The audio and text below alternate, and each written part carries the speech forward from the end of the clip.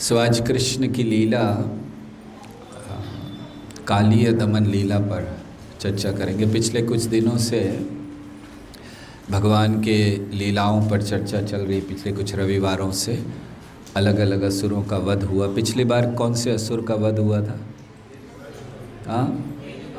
धेनुकासुर। सो धेनुकासुर का वर्णन श्रीमद् भागवतम के 10वें स्कंद के 15वें अध्याय में आता है।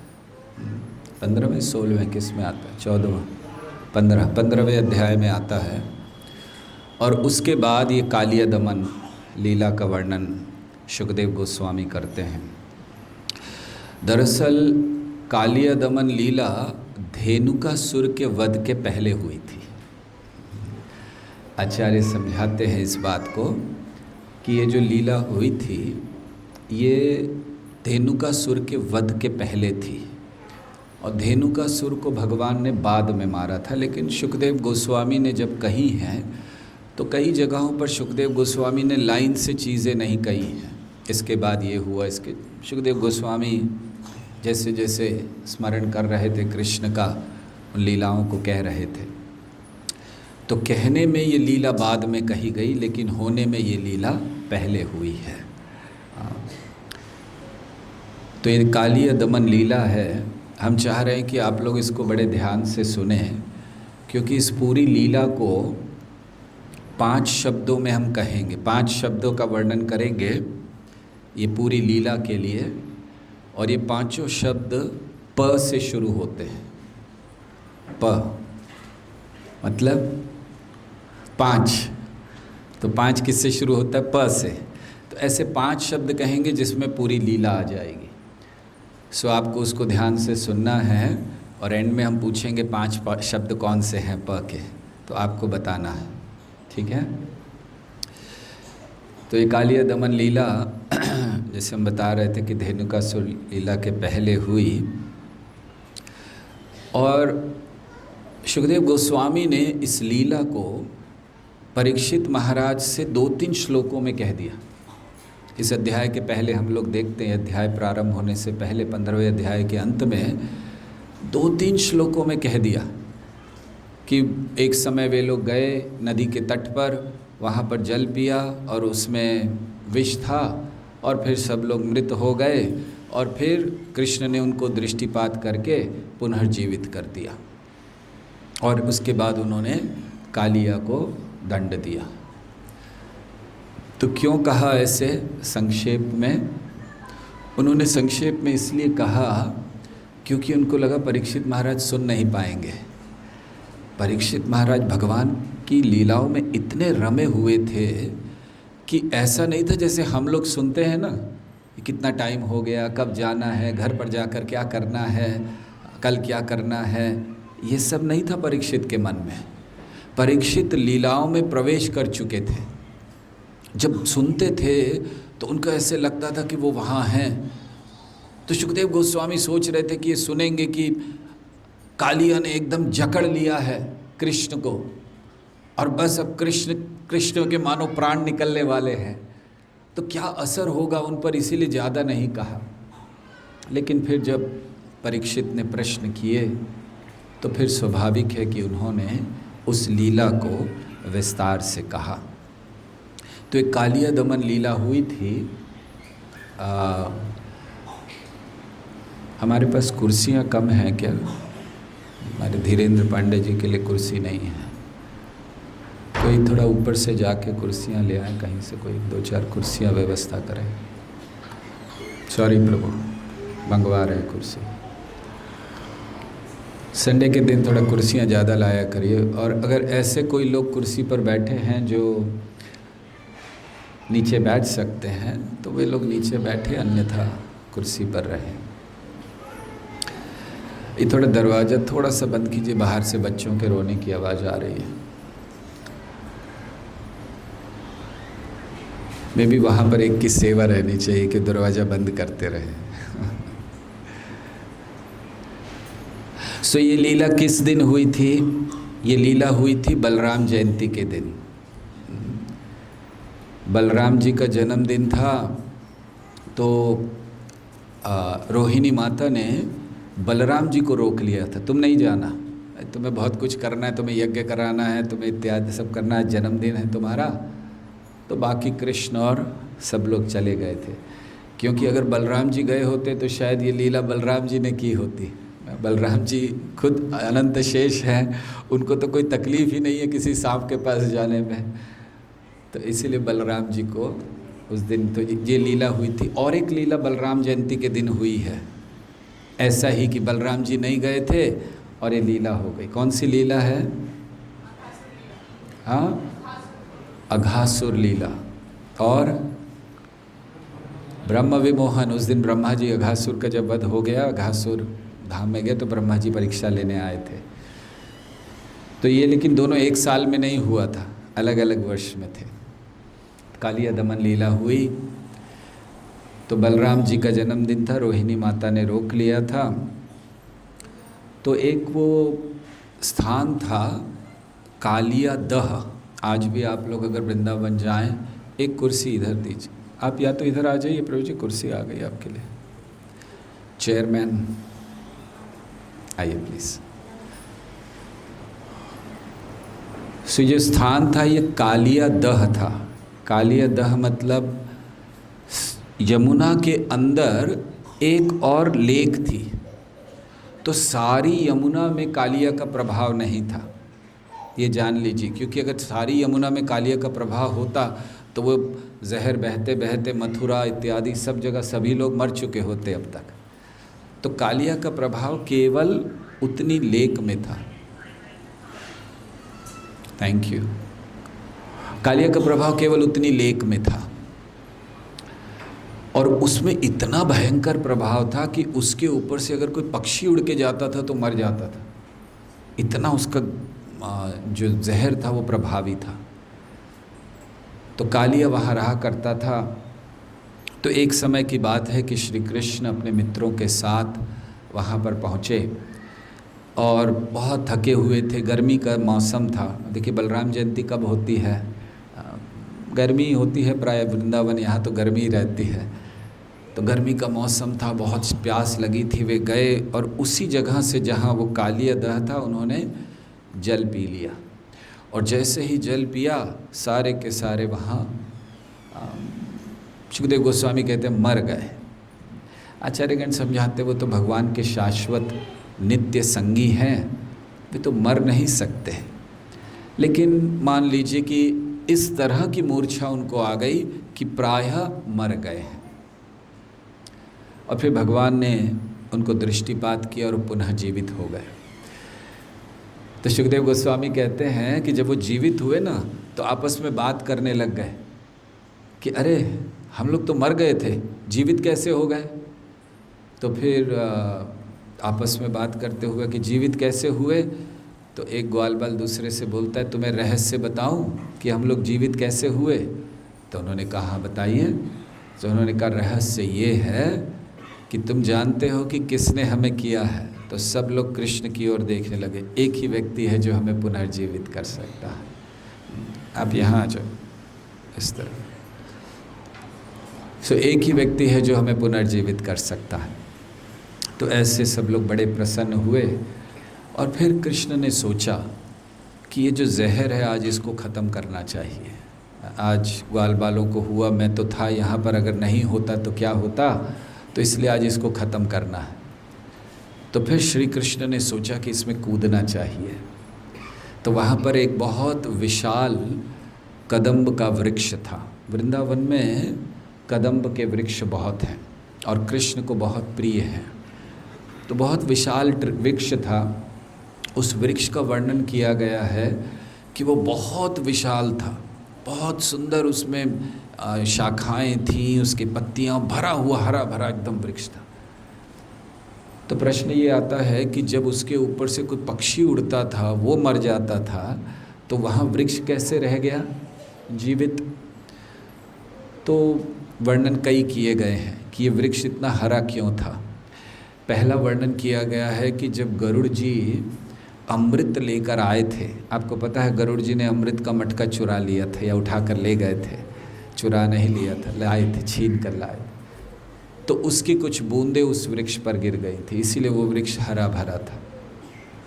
दूसरा कारण है कि वहाँ पर इच्छा श्री कृष्ण की थी लीला करने की, तो श्री कृष्ण ने उस वृक्ष को हरा रखा था कि जब अगर सूख कर टूट गया होता तो कृष्ण कहाँ से कूदते, तो कृष्ण ने रखा था। तो खैर श्री कृष्ण ने कहा पानी में जाना होगा, तो श्री कृष्ण चढ़े वृक्ष के ऊपर और वर्णन किया गया क्या क्या किया श्री कृष्ण ने। पहले अपने बालों को ऐसे पीछे बांधा, एकदम तैयारी कर रहे थे युद्ध करने की। फिर अपने कमर पर पट्टा बांधा, वो जैसे ये है ना, इसको निकाल कर ऐसे कमर पर पट्टा बांधा अच्छे से, थोड़ा हाथों को ऐसे ऐसे किया कि अब कूद रहा हूँ, अब जा रहा हूँ। अब फिर श्री कृष्ण उसमें कूद पड़े और कहते हैं कि कूदे भी कैसे, ऐसे कूदे कि सारा पानी बाहर आ गया। तो वर्णन किया अगर बाहर आ गए तो फिर से उनके मित्र थे, उनको फिर से लग गया होगा जहर। तो आचार्य कहते नहीं उतना दूर नहीं गया था, थोड़ा सा ही दूर गया था पानी। तो उन्होंने बहुत ज़ोर से वो कूदे, सारा पानी बाहर आया और फिर श्री कृष्ण पानी में अपने दोनों हाथों को ऐसे ऐसे करने लगे, आवाज़ करने लगे। वो चाह रहे थे, क्योंकि जो कालिया था उसने क्या किया था, उस लेक में बहुत नीचे अपना घर बना रखा था। तो भगवान चाहते थे कि उस तक आवाज़ जाए, वो आए। अन्य सांप तो थे वहाँ पर, लेकिन भगवान कालिया को देखना चाहते थे, तो बहुत ज़ोर ज़ोर से आवाज़ कर रहे हैं। तो इतने में कालिया ने सुना, कालिया को पता चला कि कोई आ गया है मेरे राज्य में, मेरे क्षेत्र में। इतनी हिम्मत कैसे हुई, इतना बड़ा विष भरा हुआ है फिर भी कोई कैसे आ गया। तो फिर कालिया तुरंत निकल कर आए और उन्होंने श्री कृष्ण को देखा। तो उस समय श्री कृष्ण वहाँ पर थे, क्योंकि श्री कृष्ण आए थे। इतना विश्वास श्री कृष्ण को था कि वो कालिया का दमन करने वाले हैं कि जब कूद रहे थे तो अपने मित्रों से कहा था, जाना नहीं, इधर ही रुकना, गायों की रक्षा करना, अभी आता हूँ, बस मार कर आता हूँ अभी। तो जैसे ही देखा कालिया ने, बड़ा बड़ा क्रोध आया और कालिया ने जाकर भगवान को छाती पर डस लिया। और फिर श्री कृष्ण एक लीला करना चाह रहे थे, तो छाती पर डस लिया और श्री कृष्ण को अपने चंगुल में, कहना चाहिए, बांध लिया। सर्प होता है ना, पूरा घूम जाता है शरीर पर, और पकड़ लेता, जकड़ लेता और दबाने लगता, और दबाने से व्यक्ति को बहुत कष्ट होता है। तो उसने ऐसे श्री कृष्ण को जकड़ लिया।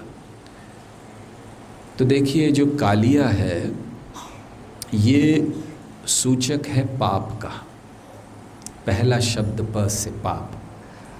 सो कालिया ये सूचक है पाप का, क्योंकि कालिया किसका विरोध कर रहा है, श्री कृष्ण का। कालिया किसको मार रहा था, और जो लोगों को मार रहा था, पक्षियों को मार रहा था, किस लिए, उनका कोई दोष नहीं था। द्वेष कालिया के अंदर था, क्रोध कालिया के अंदर था, पाप कालिया के अंदर था।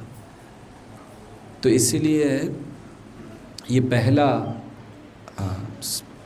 संदेश हमें मिलता है इस लीला से कि जब तक हम पापों में लगे हैं तब तक कृष्ण को पहचान नहीं सकते।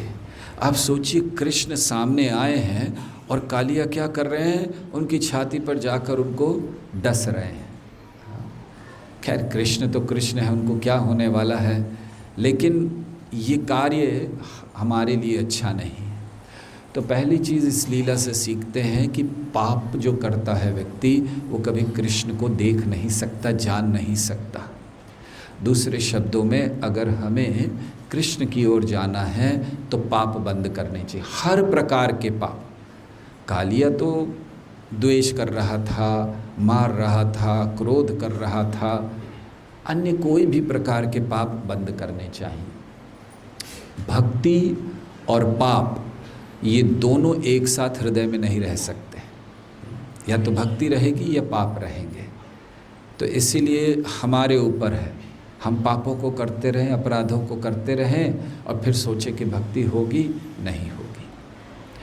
तो इसीलिए पाप करना, ये कालिया पाप का सूचक है। तो अब कालिया ने बांध लिया।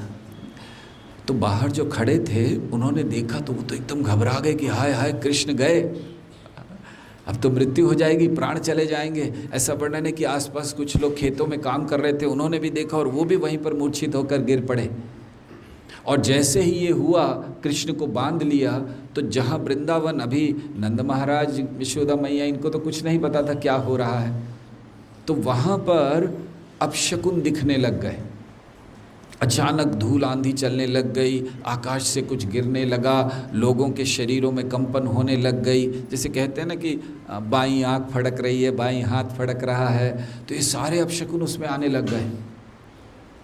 और उस समय नंद महाराज और इत्यादि के मन में बहुत भय उत्पन्न हो गया। देखिए, ये लोग कृष्ण के भक्त हैं, ब्रजवासी हैं, इनको भय कैसे हो सकता है? तो आचार्यगण समझाते हैं कि जो भय है ये कैसा भय था? ये दिव्य भय था। जैसे यशोदा को चिंता होती है मेरे बेटे ने खाया कि नहीं खाया। अब कृष्ण मतलब वो तो सारे चीज़ों के स्वामी हैं, क्या उनको हम जब तक 2 रोटी नहीं खिलाएंगे वो भूखे मर जाएंगे? लेकिन यशोदा को चिंता है। तो ऐसा ही भय था कृष्ण के लिए। तो सारे भयभीत हो गए। और ऐसा वर्णन है कि सारे लोग, वो यशोदा हों, गोपियाँ हों, नंद महाराज हों, गोप हों, सब भागे। कहाँ है कृष्ण, कहाँ है कृष्ण, ढूंढना चाहिए, ज़रूर कोई आपदा आ गई है। और नंद महाराज तो ये सोचने लगे कि इतने सारे अपशकुन हैं, इसका अर्थ है कि कहीं ऐसा तो नहीं कि कृष्ण की मृत्यु हो गई है, तभी अपशकुन आ सकते हैं ब्रज में। तो इतने भय से वे लोग भागे जमुना की ओर। और जमुना में चल रहे हैं, जमुना की ओर भाग रहे हैं। अब भागे कैसे जाने, उनको तो पता थोड़ी था कि कृष्ण वहाँ गए हैं, तो कैसे जाएं? तो वर्णन किया है कि कृष्ण के चरण चिन्हों को देखते देखते जा रहे थे कि ये यहाँ गए, ये यहाँ गए, यहाँ गए, यहाँ गए, चलो चलो चलो चलो इस तरफ गए। ऐसे करते करते तो जब वे लोग दुखी थे तो बलराम जी हंस रहे थे। बलराम जी भी थे वहाँ पर, तो बलराम जी हंस रहे थे। तो बलराम जी क्यों हंस रहे थे? बलराम जी जानते थे कृष्ण को कुछ हो ही नहीं सकता, ये लोग बेकार में इतनी चिंता कर रहे हैं। लेकिन बलराम जी कुछ कहे नहीं कि ठीक है इनको कर लेने दो। हाँ, तो वो भी साथ साथ में आए और भागते भागते आए, सब पहुँचे। और जब जैसे ही पहुँचे तो देखा क्या उन्होंने, कृष्ण कालिया के वो फणों में, इसमें सब बंधे पड़े हैं ऐसे, और कृष्ण काफ़ी देर तक थे ऐसे। देखिए कृष्ण भी बहुत सुंदर सुंदर लीलाएं करते हैं। तो कृष्ण बहुत देर तक ऐसे ही पड़े हुए हैं। सोचिए कि वो लोग वहाँ से आए यहाँ, तब तक वो आराम कर रहे हैं। कृष्ण, कालिया उनको कहना चाहिए गोद में खिला रहा है कृष्ण को। तो कृष्ण ऐसे ही पड़े हुए थे। तो जैसे ये लोग आए तो फिर इन्होंने देखा, तो अब ये क्या आवश्यकता थी कृष्ण को इतना उन लोगों को वहाँ से यहाँ तक बुलाने की? क्या कृष्ण कुछ ऐसी चीज़ नहीं कर सकते थे कि उनको ही पता चल जाता कि कुछ नहीं हुआ है, कृष्ण ठीक ठाक है? क्योंकि वो चाहते थे कि प्रेम बढ़ाने के लिए प्रयास करें। दूसरा शब्द पहला था पाप, कालिया ने किया। दूसरा है प्रयास, जो भक्तों ने किया, ब्रजवासियों ने किया। किस लिए? कृष्ण को पाने के लिए, कृष्ण को देखने के लिए। वे भागे, कोई चिंता नहीं की उन्होंने कि कहा क्या होगा, घर का क्या होगा, उस भागे बस कृष्ण की ओर। तो ये उनका प्रयास था। तो हमें, जैसे हमने बताया, पाप नहीं करना चाहिए, लेकिन साथ साथ प्रयास करना चाहिए कृष्ण को पाने का। केवल पाप बंद करना ये पूर्ण नहीं है, हमें साथ साथ प्रयास करना है कृष्ण को पाने का। और कैसा प्रयास होना है? जैसा नंद महाराज ने किया, जैसा यशोदा ने किया, जैसा गोपियों ने किया। कोई चिंता नहीं की, सीधे भागे, बस कृष्ण चाहिए। ऐसी तीव्रता मन में आनी चाहिए कृष्ण को पाने की। तो ये प्रयास बहुत ज़रूरी है। तो पाप से दूर रहें, प्रयास करें, क्योंकि हम लोग इस जगत में केवल प्रयास कर सकते हैं। फल पाना देना वो कृष्ण के हाथ में है। कर्मण्यवाधिकारस्ते मा फलेषु कदाचन माँ कर्म फल हेतुर्भूर माते संगोत्सव कर्मणि। तो कर्म हमें करना है। कर्म क्या है? हमारा प्रयास कृष्ण की ओर जाने का। तो ये हमें करना चाहिए। तो ब्रजवासियों ने ये किया, प्रयास, वहाँ तक पहुँचे। अब जब वो पहुँचे हैं तो उन्होंने ये देखा, तो सारे जो सोच रहे थे, सोचते सोचते आ रहे थे कि शायद कृष्ण को कुछ हो गया है, और वही उन्होंने देखा तो प्रायः कहने लगे कि बेहोश हो गए कई लोग तो देखकर। नंद महाराज इत्यादि, नंद महाराज सीधे पानी में जाने लगे। अभी बचा कर लाता हूँ अपने बच्चे को। बलराम जी को पकड़ना पड़ा नंद महाराज को। फिर अन्य लोग भी जा रहे थे, बलराम जी ने उनको भी रोको, उनको भी रोको, अंदर नहीं जाना, अंदर नहीं जाना। और फिर यशोदा मैया वो भाग रही थी कृष्ण को बचाने के लिए, तो जो गोपियाँ थी उन्होंने पकड़ा।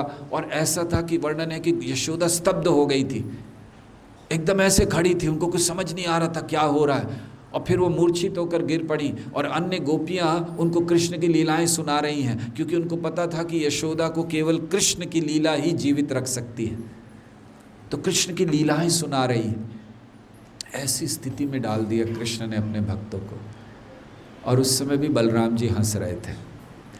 बलराम जी क्यों मुस्कुरा रहे थे? अब पहले मुस्कुरा रहे थे ये जानकर कि इनको पता नहीं है कि कृष्ण कौन है, और अब मुस्कुरा रहे थे ये देखकर कि कृष्ण ने मेरे साथ तो ऐसे कभी खेले नहीं, शेषनाग है वो बोले मेरे साथ तो कभी ऐसे किया नहीं इन्होंने, और ये साधारण सा सांप इसके साथ कर रहे हैं। तो बड़ा उनको मुस्कुरा रहे थे कि कृष्ण भी कैसी कैसी लीला करते हैं। तो इस तरह से कृष्ण ने अपने भक्तों को बहुत दुविधा में डाल दिया, कष्ट में डाल दिया। तो कृष्ण ने भक्तों को कष्ट में क्यों डालते हैं? बहुत अच्छा भी कर सकते थे ना। वो जानबूझकर तब तक ऐसे पड़े हुए थे कि मानो मर गए हैं कालिया के फनों में फंसकर।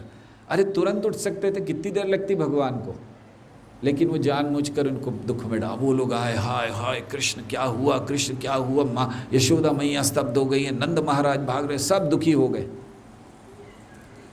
तो क्यों किया? परीक्षा। ये तीसरा पद है। कृष्ण अपने भक्तों की परीक्षा लेते हैं। किस लिए? उनके प्रेम को बढ़ाने के लिए। जैसे हम लोग स्कूल में पढ़ते हैं, कॉलेज में पढ़ते हैं, साल भर ठीक है पढ़ते, लेकिन जब परीक्षा आती है तब बहुत ज़्यादा पढ़ना शुरू हो जाते हैं। 2-2 घंटे की जगह 10-10 घंटे पढ़ते हैं, रात रात पढ़ते हैं। चिंतन केवल वही रहता है एग्ज़ाम का। होता है या नहीं? सही है ना? तो भगवान भी जानते हैं, वैसे तो ये लोग कर रहे हैं भक्ति, थोड़ी सी परीक्षा दे दो 24 घंटे स्मरण करना शुरू कर देंगे। तो इसीलिए भक्तों के जीवन में भगवान परीक्षा देते हैं। ये तीसरा कि चौथा पद है? तीसरा पद। हाँ, 2 कौन से पहले के? पाप और प्रयास। सो जब हम पाप को त्यागते हैं, प्रयास करते हैं कृष्ण की ओर जाने का, तो कृष्ण परीक्षा लेते हैं कि सही में मुझे पाना चाहते हो, कोई और इच्छा है, कोई और इच्छा है, तो भगवान उसको जल्दी पूरा करते हैं। देखिए भगवान का एक बड़ा विचित्र स्वभाव है। वो देखते हैं कोई और इच्छा है और पता चलता हाँ कोई और इच्छा, तुरंत दे देते हैं। लेकिन जब देखते हैं भक्त कहते कोई इच्छा नहीं, केवल आपको पाना है, केवल अब, तो उसको रोक कर रखते हैं और परीक्षा लेते हैं, रुक जा रुक जा रुक जा अभी। से तीसरा है परीक्षा। तो कृष्ण अपने ही भक्तों की परीक्षा ले रहे हैं कि क्या क्या परीक्षा ले रहे? क्या वो प्रेम नहीं करते थे कृष्ण से? उनकी क्या परीक्षा लेना? परीक्षा का अर्थ है कि इस परीक्षा के माध्यम से प्रेम और तीव्र हो गया। तो आचार्यगण समझाते कि ऐसा मत सोचिए कि वो लोग भौतिक दृष्टि से जैसे हम रोते हैं, हमें दुख होता है, हमें डर लगता है, ऐसे वो रो रहे थे। ऐसा नहीं था। उनका रोना, उनका डरना, उनका भयभीत होना, ये उनके प्रेम को, दिव्य आनंद को बढ़ा रहा था, क्योंकि वो सब कृष्ण से संबंधित था। हमारा रोना, हमारा भयभीत होना, हमारा दुखी होना, ये कृष्ण से संबंधित नहीं होता, हमसे संबंधित होता है। शरीर, मैं, मेरा परिवार, उससे संबंधित होता है, इसीलिए वो दुख देता है। लेकिन जब यही चीज़ें, हमारा भय, हमारा दुख, हमारा जितना भी भावनाएं वो कृष्ण से जुड़ जाती हैं तो फिर वही चीज़ आनंद देती है। तो इसलिए उनको बड़ा आनंद भी आ रहा था, लेकिन कृष्ण के लिए बड़े दुखी भी हैं। तो ये बड़ी विचित्र बात है कि कैसे दुख और आनंद एक साथ हो सकता है, भय और स्वतंत्रता एक साथ हो सकती है, कैसे हो सकता है? आध्यात्मिक जगत में संभव है। जब कृष्ण की विरह होती है तो आनंद का सीमा बढ़ जाती है, आनंद बहुत बढ़ जाता है। तो अब परीक्षा हो गई, कृष्ण ने देखा कि अब बहुत हो गया। ये भी जान लीजिए कृष्ण भक्त की उतनी ही परीक्षा लेते जितना भक्त दे सकता है, उसके आगे नहीं लेते हैं, फिर रुक जाते हैं। तो उन्होंने देखा कि परीक्षा में अब देखा कि सही में अब बहुत ज़्यादा हो गया, सब मूर्छित होकर गिर रहे हैं, नंद महाराज इत्यादि जितने भी भक्त सभी आए थे। तो अब कृष्ण ने कहा ठीक है। तो कृष्ण ने अब कालिया से कहा तुमने बहुत दिखला दी अपनी शक्ति, अब थोड़ा मैं दिखलाता हूँ। तो कृष्ण बड़े आराम से बाहर आ गए, मतलब इतने समय से ऐसे पड़े हुए थे कि वो आ नहीं पा रहे हैं, फिर जब इच्छा हुई तो जस्ट ऐसे ही बाहर आ गए। वो काली प्रयास कर रहा है पकड़ने का, कुछ नहीं कर पा रहा, कृष्ण बाहर आ गए। और फिर कृष्ण ने बाहर आकर नृत्य करना प्रारंभ किया। तो कृष्ण बाहर आ गए और कालिया के फण हैं, कितने फण थे कालिया के? हाँ 5 7 और हाँ 1000 फण थे कालिया के। और एक जगह पर एक श्लोक में वर्णन आता है शतैक 100, तो वो आचार्यगण बताते हैं 1000 में से 100 प्रमुख थे, मतलब उसमें भी प्रमुख सर थे उसके। खैर कैसे होगा अब आप लोग कल्पना कीजिए, मतलब नीचे 900 हैं, ऊपर 100 हैं, या किसी तरह तो होंगे अभी। तो खैर भगवान हर एक फण पर नाच रहे हैं कालिया के, कभी इधर कूदते कभी इधर कूदते कभी इधर। कालिया जैसे ही फण पर आए, कालिया दूसरे समय तो उधर चले गए और भगवान नृत्य करने, केवल कूद नहीं रहे थे, ऐसा मत सोचिए कि इधर से उधर कूद रहे थे, नृत्य कर रहे थे। तो जब देवताओं ने देखा, गंधर्वों ने देखा अरे कृष्ण नृत्य कर रहे हैं, तो सारे ऊपर से आ गए, गंधर्व आ गए, किन्नर आ गए, देवता आ गए, मृदंग वाद्य बजने लग गए, संकीर्तन शुरू हो गया वहाँ पर। कालिया के फणों पर नृत्य हो रहा है। बताइए ऐसा स्टेज किसी ने देखा है कभी? आप जानते हैं जो स्किन होती है सांप की वो बहुत चिकना होता, स्लिपरी होती है ना, तो ऐसे उसके ऊपर खड़े होके हो सकता है कोई नृत्य? खड़े ही नहीं हो सकते, नृत्य तो बात की बात है। तो वहाँ सुखदेव गोस्वामी कहते हैं कि कृष्ण सारी कलाओं के अधिष्ठाता हैं, और इसीलिए वो नृत्य भी जहाँ कर रहे हैं बहुत ऐसे स्तर पर कि कहीं नहीं, कोई नहीं कर सकता। इतिहास में कहीं ऐसा नहीं हुआ कि किसी सांप के फणों पर नृत्य किया गया हो, और कृष्ण नृत्य कर रहे हैं, सारे ब्रजवासी देख रहे हैं, मतलब स्टेज भी बन गया, वाद्य भी आ गए, वो सब आ गए, मृदंग बजाने वाले, और कृष्ण का कीर्तन चल रहा है, नृत्य चल रहा है। और काफ़ी देर तक किया कृष्ण ने, कृष्ण को आनंद आ रहा है, कीर्तन कर रहे हैं। तो ऐसे कृष्ण नृत्य करते रहे, और फिर जब ऐसे बहुत देर तक उन्होंने नृत्य किया, तो जैसे जैसे नृत्य करते थे तो उसके मुख से जहर बाहर निकलता था, अग्नि या जहर ऐसे बाहर निकल रहा था। तो एक दृष्टि से कहना चाहिए कि कृष्ण नृत्य नहीं कर रहे थे, उसके हृदय के जहर को, उसके अंदर से जहर को बाहर निकाल रहे थे। तो ऐसे कृष्ण नृत्य करते रहे काफ़ी समय तक, और कालिया बहुत प्रयास करता रहा मारने का, इधर उधर इधर उधर, लेकिन कृष्ण अपना आराम से नृत्य कर रहे हैं, और अंत में कालिया थक गया। और वर्णन है कि कालिया के मुख से खून निकलने लग गया भयंकर, और उस समय कालिया ने सोचा कि ये कोई और नहीं है। पूर्व काल में मेरी पत्नियों ने कहा था कि कृष्ण भगवान हैं, मैंने सुना नहीं था। उनकी पत्नियां बहुत बड़ी भक्त हैं, आगे प्रार्थना करेंगी अभी। तो उन्होंने कहा कि उन्होंने कहा था मैंने सुना नहीं, लेकिन अब मुझे समझ में आ गया कि ये पूर्ण पुरुषोत्तम भगवान है। तो उस समय जब उसका ये भाव था, उनकी पत्नियां वहाँ देख रही थी खड़ी होकर। पहले पत्नियों ने कुछ नहीं कहा। आचार्यगण वर्णन करते हैं कि पत्नियां सोच रही थी इतना अपराधी है, कृष्ण को मारना चाहता है, अच्छा है मर जाए। लेकिन अब उन्होंने देखा कि अरे बदल गया इसका भाव, वैष्णव हो गया है, कृष्ण को स्वीकार कर लिया है, तो तुरंत आगे आई कि प्रार्थना करती हैं कि इसकी रक्षा करें, इसको ना मारे, कृष्ण कालिया को। तो तुरंत वे आगे आईं और उन्होंने प्रार्थना की। 21 श्लोकों को उन्होंने कहा, उनकी 21 श्लोकों की प्रार्थना है। तो इस 21 श्लोकों की प्रार्थना में पहले 6 श्लोकों में वे ये समझाती हैं, हम पूरी प्रार्थनाओं का वर्णन नहीं कर रहे हैं, ये जो 21 श्लोक हैं ब्राह्मण पत्नियों, कालिया की पत्नियों की, नाग पत्नियों की प्रार्थनाएं, ये बहुत बहुत ही महत्वपूर्ण ये प्रसंग है, 21 श्लोक। लेकिन अब अगर इस पे चर्चा करें तो पूरा इसी पर चर्चा होनी चाहिए विस्तार से, तो इसलिए इस पर नहीं कर रहे हैं। तो पहले 6 श्लोक इस नाग पत्नियों की प्रार्थना के ये हैं कि जिनमें वो कहती हैं कि आपने जो दंड दिया कालिया को बहुत अच्छा, कोई तकलीफ नहीं है, तो दंड होना चाहिए।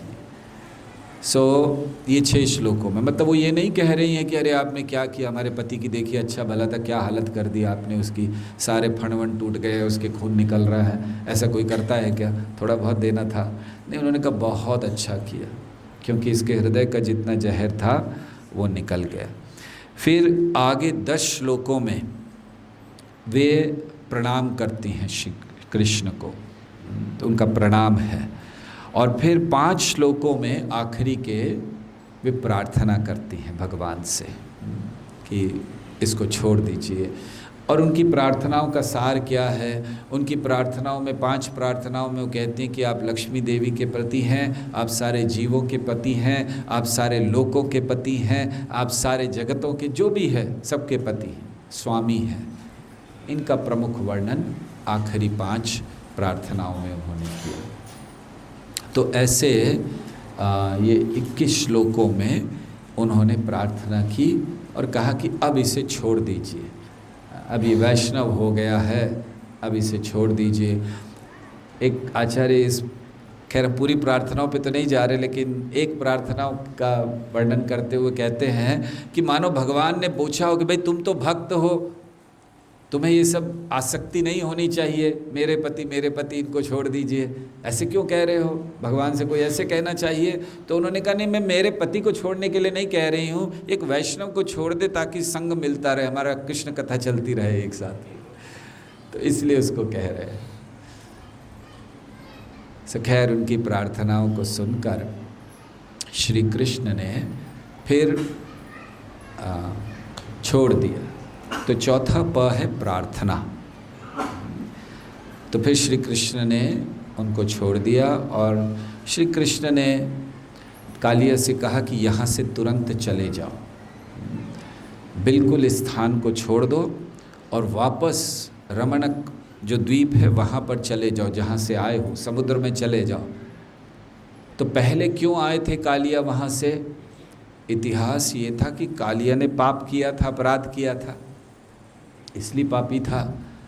दरअसल हुआ ये था कि उस द्वीप पर बहुत सारे सर्प रहते थे, तो वे लोग अपनी सुरक्षा चाहते थे, तो गरुड़ जी से उन्होंने सुरक्षा की मांग की कि हमें सुरक्षा दीजिए, हमें खाइए नहीं, तो हम आपको रोज़ कुछ थोड़ा सा ऑफरिंग दे देंगे, आप उसको खाइएगा, हमें मत खाइए। गरुड़ जी ने कहा ठीक है। तो रोज़ गरुड़ जी के लिए कुछ रखा जाता था, गरुड़ जी खाते थे, या हफ्ते में एक बार, जो भी है। तो जब कालिया का बारी आती थी रखने की, तो ये सारा खा जाता था, जो गरुड़ जी के लिए है वो खा जाता था। तो गरुड़ जी को बड़ा गुस्सा आया, 1-2 बार ऐसा हो गया, तो गरुड़ जी दंड देना चाहते थे, उसको फिर मारने लगे। तो जब मारने लगे तब उसको कहीं भागने की जगह नहीं मिली, पहले तो युद्ध किया लेकिन फिर जगह नहीं मिली, तो भागकर इस स्थान पर आया था वो, और इसलिए आया था क्योंकि गरुड़ जी यहाँ आ नहीं सकते थे। ये वो स्थान था जहाँ सौभरी मुनि ने पानी के अंदर तपस्या की थी, और जब वो तपस्या कर रहे थे तो गरुड़ जी आए थे और उन्होंने एक मछली को खा लिया। अभी आप लोग सोच रहे होंगे गरुड़ जी इतने बड़े भक्त हैं भगवान के, 4 नियम पालन नहीं करते, अच्छी बात नहीं है। नॉनवेज खाते हैं, तो क्या करें, महाजनों ये न गतः स पंथा, जो महाजन कर रहे हैं हमें भी करना चाहिए, तो चलो नॉनवेज नहीं, मछली तो खा ही सकते हैं। और कोई पूछे क्यों खा रहे हो, गरुड़ जी खाते, महान भक्त हैं, वो उनका स्वाभाविक भोजन है, तो उनके लिए भोजन बना है, जीवो जीवस्य जीवनम, शास्त्र में उनके लिए वो भोजन बना है, तो उसको स्वीकार करते। तो एक मछली को खा लिया, तो सौबरी मुनि ने देखा बाकी मछलियाँ दुखी हो गई हैं, सौबरी मुनि को बड़ा गुस्सा आया, उन्होंने एक अपराध कर दिया, उन्होंने भगवान के इतने महान भक्त को श्राप दे दिया। आचार्यगण समझाते हैं कि सौभरी मुनि को कोई अधिकार नहीं था भगवान के भक्त की निंदा करना, उनको श्राप दे देना। उन्होंने कह दिया कि अगर आप यहाँ, अगर गरुड़ जी यहाँ पर आए तो फिर उनकी मृत्यु हो जाएगी, मैं श्राप देता हूँ। तो इसलिए गरुड़ जी वहाँ जाते नहीं थे। तो गरुड़ जी से बचने के लिए वहाँ चले गए, तो वहाँ गए तो वहाँ रहने लगे थे, और उन्होंने सारा जो जल है उसको दूषित किया। तो अब कृष्ण ने कहा कि अब वापस जाओ, और अब गरुड़ जी कुछ नहीं कहेंगे तुम्हें। क्यों नहीं कहेंगे? क्योंकि तुम्हारे सर पर मेरे चरण चिन्ह हैं। अब गरुड़ जी कुछ नहीं कर सकते। तो अब जाओ और आराम से वहाँ रहो। और ऐसा वर्णन है, जैसे ही ये हुआ, कालिया गए छोड़कर, तो सारा जल शुद्ध हो गया, सारा जितना जहर था वो समाप्त हो गया अपने आप। इसे कहते हैं प्रसाद। पांचवा प, कि जब इस तरह से हृदय से जो दूषण है निकल जाता है, तो प्रसाद मतलब कृष्ण की कृपा। प्रसाद हम लोग एक ही चीज़ जानते हैं ना, जैसे ही प्रसाद शब्द सुनते हैं कुछ और मन में आता है, लेकिन प्रसाद शब्द का संस्कृत में कृपा होता है। यस्य प्रसादात भगवत प्रसादो, जिनकी कृपा से भगवान की कृपा मिलती है, तो इसीलिए प्रसाद। 5 हो गए। सो पाप करना बंद करेंगे तो क्या होगा? किसके लिए प्रयास करेंगे? कृष्ण को पाने का। अगर पाप करते रहेंगे तो कृष्ण को पाने का प्रयास नहीं होगा। प्रयास करेंगे तो क्या होगा? कृष्ण क्या करेंगे? परीक्षा लेंगे।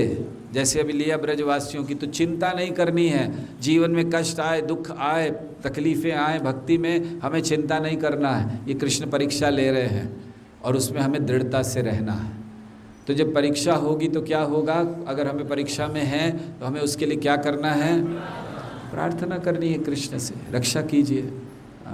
कृष्ण से हम प्रार्थना, और प्रार्थना करेंगे तो क्या आएगा? ये है पूरी लीला, कालिया दमन लीला। 5 पाव में है ना, 5 शब्द पे। अब इस लीला से हम लोग कुछ सीख सकते हैं। उस लीला से हम क्या सीख सकते हैं? अब ये तो हमने लीला हुई, और उसके बाद कालिया को उन्होंने जाने के लिए कह दिया। फिर कृष्ण आए बाहर, तो सारे ब्रजवासी बड़े खुश हो गए। और ऐसा हुआ था कि काफ़ी समय से उन्होंने कुछ खाया पिया नहीं था। आप सोचिए कौन ऐसी स्थिति में खा सकता है? ऐसा होगा क्या? अरे कृष्ण मरने वाले हैं, चलो एक बर्गर लेकर चलते हैं साथ में, कि क्या हो रहा है देखते देखते। ऐसा कुछ होगा? कभी करेंगे ऐसा? ये थोड़ा कोई बाहर से जाके बोलिए, कौन आवाज़ कर रहे, बंद करें उसको।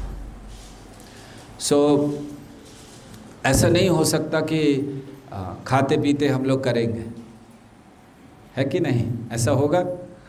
भूख लगी होगी उन लोगों को उस समय कि बड़ी बड़ी भूख लगी है, अभी खा पी के चलते हम लोग। ऐसा नहीं होता। तो उन्होंने सुबह से कुछ खाया ही नहीं था। जब से उनको पता चला, वो भागते हुए आए थे। फिर इतने समय, और काफ़ी समय लगा ये लीला को, कई घंटे हो गए। वो लोग वहाँ से आए, देखा, फिर कृष्ण नाचे, फिर ये सब करते करते, तो अब वो लोग बहुत थक गए थे। तो आचार्यगण कहते हैं वहाँ गाय भी थी, गाय को लेकर ही तो आए थे कृष्ण। गाय थी तो गाय का दूध निकाल लेते, पी लेते, क्या टेंशन थी? भूख लग रही है तो उन्होंने गाय का दूध इसलिए नहीं निकाला कि शायद जहर लग जाएगा होगा, अगर उसने कुछ पिया होगा, कुछ होगा तो जहर अंदर होगा। तो इसलिए बहुत थके हुए थे, तो वहीं रात्रि को सब सो गए जमुना के तट पर। देखिए, इसको कहते हैं सरल जीवन। नंद महाराज ने ये नहीं कहा कि मेरा बेड लाओ, एसी रूम चाहिए, कैसे होगा, बिना इसके तो हमें नींद नहीं आती। वहीं रेत पर सो गए सब लोग, वहीं पर इतने थके हुए थे कि सब वहीं सो गए।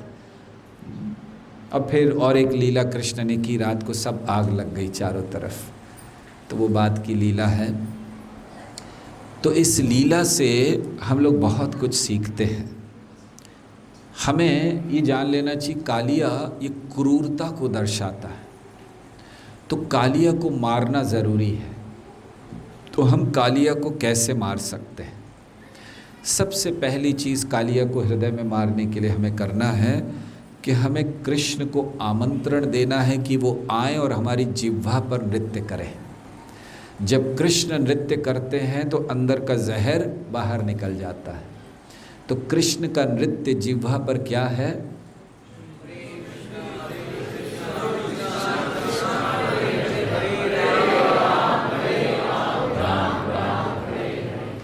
सो ऐसे कहते हैं जब हम भगवान के नाम का जप करते हैं तो कृष्ण, राधा कृष्ण हमारी जिह्वा पर नृत्य करते हैं। खैर इसका केवल कल्पना नहीं करना चाहिए, इसको इतना अच्छा जप करना चाहिए कि सही रूप में राधा और कृष्ण नृत्य करें। हम लोग कभी कभी कल्पना करते हैं। हमने आपको बताया था जब हमने प्रारंभ किया था जप, तो हम घर पर रहते थे तो हम जप करते थे तो सामने अगरबत्ती जलाकर जप करते थे। तो थोड़ा माहौल बनना चाहिए, हर चीज़ का माहौल होना चाहिए ना। आदत थी हर चीज़ का माहौल बनाने की। स्वाभाविक है, खेलने जा रहे हैं तो सब वैसा जाएंगे, ऐसे थोड़ी कोई धोती कुर्ता पहनकर खेलने के लिए जाता है। तो अगरबत्ती जलाकर जप किया करते थे, उसका जब धुआं निकलता था तो हम कहते हाँ ये राधा और कृष्ण है। तो कल्पना नहीं, हमें सही दृष्टि में जप इतना अच्छा करना चाहिए कि राधा कृष्ण आतुर हो जाए हमारी जिह्वा पर आने के लिए। तो कालिया को मारना है तो सबसे पहले आमंत्रण दीजिए भगवान को कि आए और वो नृत्य करें हमारी जिह्वा पर, ताकि जैसे कालिया के अंदर से सारा जहर निकला था हम लोगों के, खैर आप लोगों में जहर तो है नहीं, है किसी के अंदर जहर? ऐसे कैसे कह रहे हो आप लोग? हमें लगा कि आप सब अच्छे भक्त हैं। हम सब के अंदर है, हमारे अंदर भी है। तो वो जहर निकले, बाहर निकलना चाहिए। जब तक जहर अंदर रहेगा हम भक्ति नहीं। जैसे देखिए कालिया का जब तक जहर नहीं निकला तब तक कालिया ने भगवान को भगवान स्वीकार नहीं किया, मारता रहा, प्रयास करता रहा। जब निकल गया सारा तब उसको लगा नहीं, मेरी पत्नियां जो कह रही थी वही सही है। तो हम लोगों के साथ भी ऐसा होगा, जब जहर निकल जाएगा तब समझ में आएगा नहीं जो भक्त कह रहे थे वही बात सही है, भगवान है ये। हाँ, उनसे प्रतियोगिता नहीं, हमें भोग नहीं करना है, हमें द्वेष नहीं करना है। तो ये चीज़ें आवश्यक हैं। तो अगर पहली चीज़ हमें कृष्ण कालिया को अपने हृदय में मारना है तो कृष्ण को आमंत्रित कीजिए कि वो आएँ और नृत्य करें। दूसरा, कृष्ण को हर अवस्था में समर्पण करने का अभ्यास करें। कालिया ने समर्पण किया, जब तक विरोध करता रहा दुखी पा रहा। नागपत्नियों ने समर्पण किया, कालिया ने समर्पण किया, और जैसे ही समर्पण किया कृष्ण की रक्षा, अभयदान कि अब आपके सिर पर मेरे चरण चिन्ह हैं, गरुड़ जी भी कुछ नहीं कर सकते आपका। तो दूसरी चीज़ है कि हर स्थिति में ऐसे नहीं कि हम कहें कि आज से कुछ साल पहले हम ब्रह्मचारी बन गए थे हमारा समर्पण हो गया, हम भक्त बन गए समर्पण हो गया। नहीं, हर समय हमें समर्पण करना, हर स्थिति में हमें समर्पण करना। भक्ति यही है। हम स्थितियों का विरोध करते हैं, हम लोगों का विरोध करते हैं, हम अपने आप दुखी होते हैं, ये मेरे साथ ऐसा क्यों हो रहा है। समर्पण कृष्ण को चाहते हैं, सिखाना चाहते हैं, ठीक है, बढ़ते रहो आगे। तो ये दूसरी चीज़ है कालिया को मारने के लिए। कृष्ण को आमंत्रण दें और हर अवस्था में समर्पण करने का अभ्यास करें। तीसरा, द्वेष से दूर रहें। कभी भी अपने हृदय में द्वेष को नहीं आने दें। द्वेष और कृष्ण दोनों हृदय में बैठ ही नहीं सकते, क्योंकि द्वेष किसी और को बैठने ही नहीं देता है। इसीलिए द्वेष को दूर करना चाहिए। द्वेषी व्यक्ति केवल अपने आप को श्रेष्ठ मानता है, और जो द्वेष नहीं है, द्वेष रहित व्यक्ति, वो हर व्यक्ति को श्रेष्ठ मानता है, हर एक में अच्छे गुण देखता है। और द्वेषी व्यक्ति केवल अपने को, बस मेरे अलावा कोई नहीं। तो इसीलिए द्वेष को हमें दूर करना चाहिए। चौथी चीज़, कृष्ण जो हमें दंड देते हैं, जैसे कृष्ण कालिया को दंड दे रहे थे, तो हमें उस दंड को कृतज्ञता के साथ स्वीकार करने का अभ्यास शुरू करना चाहिए। तत्तेऽनुकंपां सुसमीक्षमाणो भुञ्जानेवात्मकृतं विपाकं हृद्वाग्वपुर्भिविदधन् नमस्ते जीवेतयो मुक्तिपदे सदाय भाग। तो ये पथ है कि कृष्ण जो भी कष्ट दे रहे हैं उसको कृतज्ञता के साथ स्वीकार करें, क्योंकि वो जो भी कष्ट हैं आधे से ज़्यादा कष्ट तो हमारे कारण ही है, किसी दूसरे के कारण हमें कष्ट नहीं मिलते। तो इसलिए तत्तेऽनुकंपां सुसमीक्षमाणो, हमें वो कष्टों को कृतज्ञता के साथ स्वीकार करना चाहिए और अपने हृदय में वृंदावन बनाना चाहिए जहाँ जहर का कोई स्थान नहीं है। श्री कृष्ण ने अंत में क्या कहा कालिया से, यहाँ से बाहर चले जाओ, ये वृंदावन है, यहाँ जहर का कोई स्थान नहीं है। तो अपने हृदय को वृंदावन बनाना चाहिए जहाँ विष ना भरा हो हमारे अंदर, क्योंकि विष भरा होगा फिर बारंबार वही होगा। तो इसलिए हृदय को बनाना चाहिए। तो इस लीला से बहुत सी महत्वपूर्ण बातें हम सीखते हैं। पहली बात कि कृष्ण वहाँ भी प्रवेश करते हैं जहाँ जो स्थान जहर से भरा हो। कृष्ण ने प्रवेश किया वहाँ पर, जहर से भरा था लेकिन प्रवेश किया। क्यों? दिखलाने के लिए कि कृष्ण उस स्थान में भी प्रवेश करते हैं जहाँ जहर भरा हो, केवल अच्छे अच्छे स्थानों में नहीं जाते। तो ये क्यों है? इससे हम सब के लिए सांत्वना है कि हमारा हृदय अभी भी द्वेष से भरा है, विष से भरा है, तो हमें लगता है हम तो पतित जीव है, हमारा तो उद्धार हो ही नहीं सकता। नहीं, ऐसे सब लोगों के लिए कृष्ण इस लीला के द्वारा सांत्वना दे रहे हैं। ये मत सोचिए कि आप इतने गिरे हुए हैं कि आपका कुछ नहीं हो सकता। कृष्ण हर ऐसी जगह में भी प्रवेश करते हैं जहाँ पर जहर है, विष है, और उसको स्वच्छ करते, शुद्ध करते। ये लीला हमें सांत्वना देती है, क्योंकि हमारा हृदय भरा हुआ है। लेकिन इसका अर्थ ये नहीं है कृष्ण नहीं आएंगे। हम प्रयास करें, क्या क्या करें? पाप को त्यागें, जोर से बोलिए, पाप को त्यागें, प्रयास करें। परीक्षा हो तो उसमें चिंता ना करें, परीक्षा में पास हो जाए। प्रार्थना करें और फिर क्या प्राप्त होगा? कृष्ण का प्रसाद। तो ये हमारा जीवन होना चाहिए।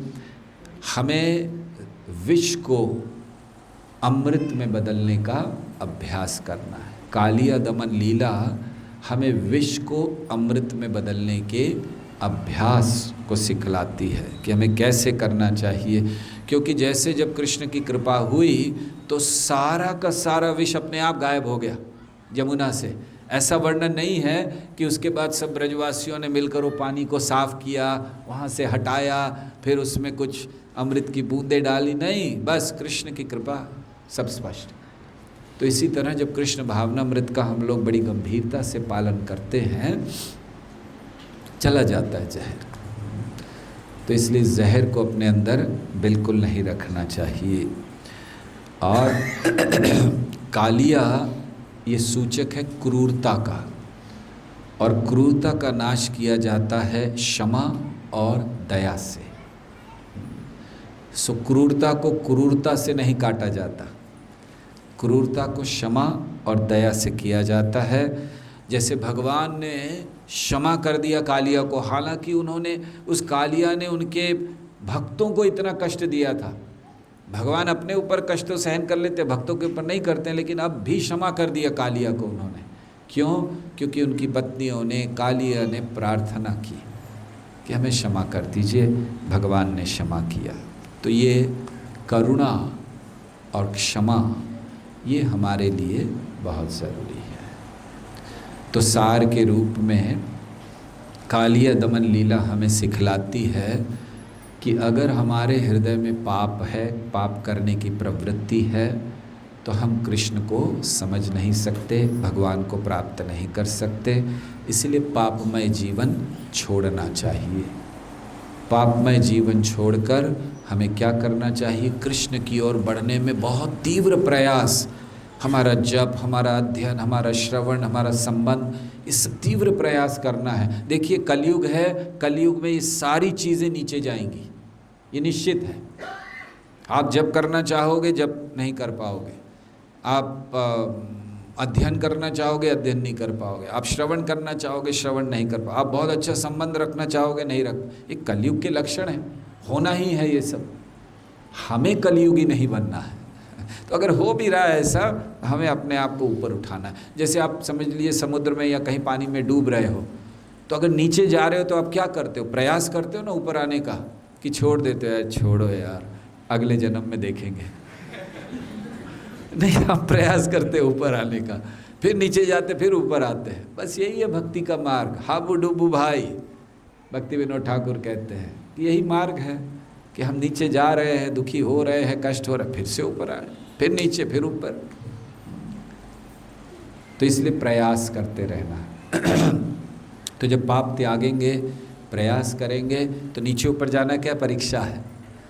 होगी, बहुत परीक्षा होती है। देखिए अच्छे अच्छे भक्तों की, नंद महाराज की परीक्षा ले रहे भगवान, तो हम लोग कौन हैं? तो हमारी भी परीक्षा हो जाती है। संबंध खराब होते हैं, कुछ चीज़ें हो जाती है, अरे ये सब हो गया, अभी ये कुछ नहीं होगा, भक्ति नहीं करनी। परीक्षा है केवल, पास हो जाइए। फिर परीक्षा हो गई, फिर क्या है? परीक्षा के समय क्या करना है? विद्यार्थी जो पढ़ता नहीं है वो क्या करता है? वही करता है ना, वो मंदिर प्रभु भगवान मैथमेटिक्स संभाल लो बस, बाकी देख लूँगा। तो हम लोग उसकी तरह, तैयारी है नहीं हमारी, क्या करें? प्रार्थना कर लेते हैं, तो प्रार्थना कर लेते हैं। और फिर प्रार्थना के बाद क्या आता है? प्रसाद, भगवान की कृपा। और कृपा आती है तो सारा कुछ शुद्ध होता है। हरे कृष्णा कृष्णा कृष्णा हरे हरे, हरे राम राम राम, हरे कृष्णा।